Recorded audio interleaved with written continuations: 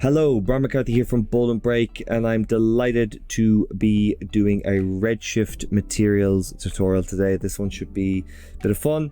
We're going to be kind of building on our last Redshift materials tutorial, but a little bit more advanced. We're going to be building this from scratch. We're going to be creating this gold worn scratched material, and we're going to be just looking at how powerful the Redshift node system is. Okay, cool. Let's get started. We are going to create a Redshift material, and before we do that, I just want to show you the scene actually. So we have this, base studio.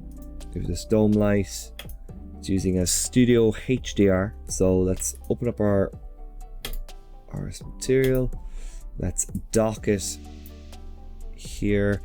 We're going to undock our panel view here, and we're going to bring in our Redshift render view.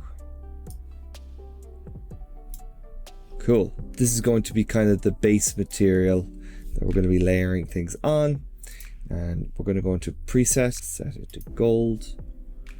We're going to drag it onto our sphere. We're going to add a material blender, set it to our base material color. What the material blender does is it allows you to blend multiple materials, so you can get quite complex in how you blend things. We're not going to worry about these settings for a while. Now we are going to use a roughness map on our gold material. This is just this kind of scratchy surface that I like, and we're going to bring that in, and we're going to plug it into our roughness, and that's looking good. We'll plug that, and we'll bring in a Triplaner Node. Solo this. Okay, cool. So what a Triplaner Node basically is, it allows you to wrap a material around an object. It allows you to try and get rid of the seams by masking areas where the seams might appear. And it doesn't work all the time, but it's a good middle ground. To see how this works, we're going to untick same on each axis, and you can already see what's happening here. You have your X,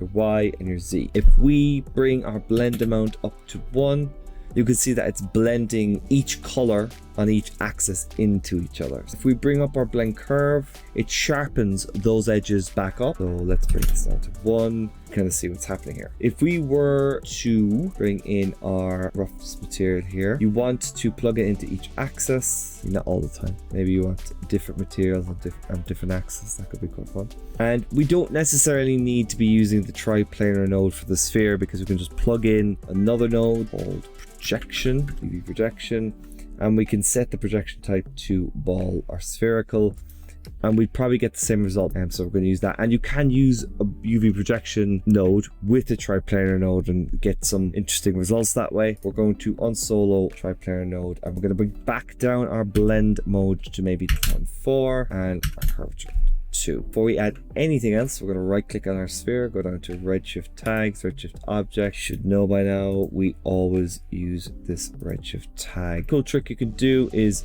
Control A to select all your nodes, go down to view, and you can click arrange all nodes, and it just makes things a little bit cleaner. Shift L. Let's bring in another material. Let's plug this in to layer 1 material color. The material we're going to use is this 4K rock.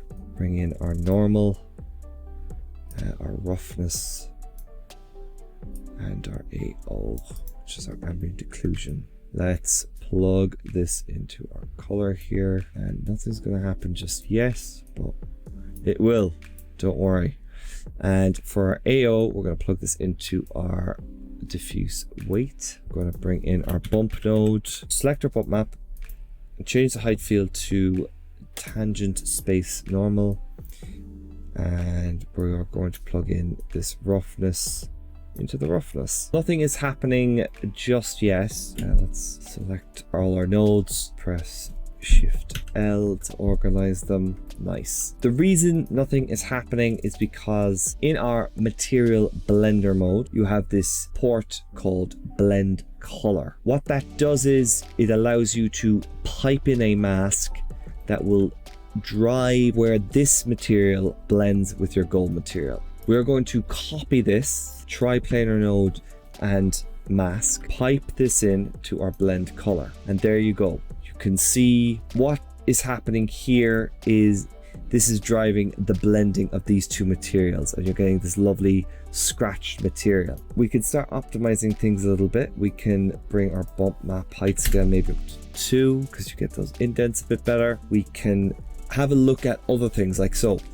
What this additive is basically, switch on for a sec. It's like the add mode in Photoshop, or the dodge and add mode. It's allowing the two materials to blend with one another, and the colors will bleed through the mask. So that can be an interesting way to use and blend materials as well. It's not energy conserving. That can add a little bit more time to your renders. It can be costly sometimes if you're using this additive, especially with glass. It's a really cool thing. For something like gold, the scratches almost look like they're blending in a little bit more. It's quite nice. And the nice thing about this is you can really layer up these materials now.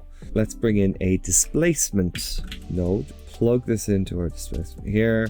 So for our displacement, we're going to pull in our rock depth map, and we're going to plug this in to the texture map port. We can start to displace it with the Redshift tag. Maybe bring maximum displacement to 10. See what happens here. Bring the scale up to 2. D maybe. You really start to see displacement here. Bring it to 2. What we could do also is we could bring in a color correct node. This is where you really start to see the power of these nodes. We can bring up the contrast to 1, and that should really sharp. You could see where the displacement is coming. We don't want it that sharp though. You actually don't want your displacement node to be too sharp. Then you start to get artifact. Bring it up to 0.7. Yeah, that works a little bit better. You can see the displacement is wrapping around the whole sphere. Maybe let's bring in a triplaner.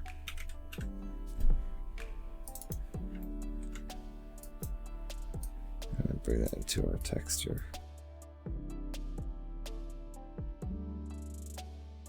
So our triplaner node just kind of fixed that issue of this displacement wrap, wrapping around the whole object. Okay, so we have created, you know, this material. It's more or less there. Do think the lighting's a bit off? Yes, let's put that back to 0. Okay, cool. Now we've rotated that dome light, and you can start to really see when the light hits the object, you can really start to see that displacement coming off and the normal map working, and the scratches looking quite sweet here. There is a lot more we can do with this material. We're not going to do too much more, but what we are going to do is have a play blending another material in, but like super simple. Change it to lead, blend that in, or pipe that in to our layer 2 material color. So one thing I do want to say is I was piping the material into each axis, an example of how it works.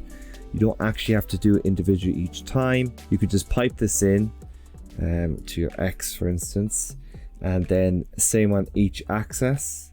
Just take that, and it will pipe that image to be the same on each axis. So we don't have to do XYZ every single time. That would be a pain. Go to layer 2, put it into your blend color. Let's see what this looks like. I don't even know what this looks like. This could be quite cool. Let's just select all these, push Shift L, organize. This is quite cool. We have this dirty lead layer over. Input your triplaner into your color correct, and then bring your color correct up to your blend here. We can increase the contrast. That will allow those areas of where the material is being blended and masked to be more defined, as you can see. Or you can bring down the contrast, and that way you can, you know, just have a more softer approach to how that's blended in your material blender. Let's see what it looks like if we were to do an additive color with that. It's gonna blend. Yeah, that looks quite cool because this gold now is coming through the lead material. This is a very heavy material to render if it was to be in your final render, but it's showing kind of the power here of these Redshift materials. Just one more thing before we end our video. I want to have a look here at the max on noise. Okay, cool. Let's take off our depth map here and plug in our max on noise. And you can see that's already taking effect here. It's almost like it's dented. Let's bring down our scale of our max on noise to maybe 0.5. Bring it to wavy turbulence. That's quite cool. You can see these bumps starting to happen and they're actually being physically displaced. But nice. Let's actually bump up our displacement here. Our maximum displacement is, and we can bring that up to maybe 10. It's going to be very much over displaced, but that is quite cool. And actually, if we were to bring down the scale or bring up the scale, I don't know what that would look like. It's quite nice. Very cool. What is also nice about this is you can blend your displacement map. Let's bring in our displacement blender, plug our displacement to layer 0. Let's make the rock height map our base displacement.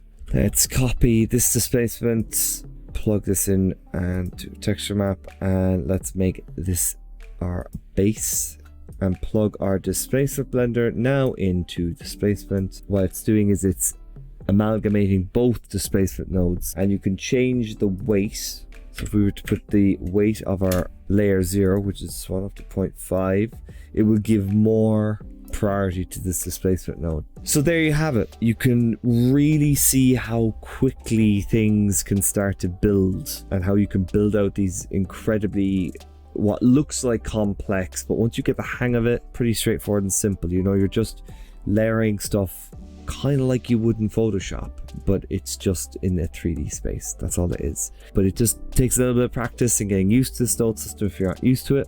Please comment, like, subscribe, let me know if this is something you like. Do you want to see more material videos? The next video I do on Redshift is going to be a little bit of a deep dive into how the samplings work from a very technical perspective.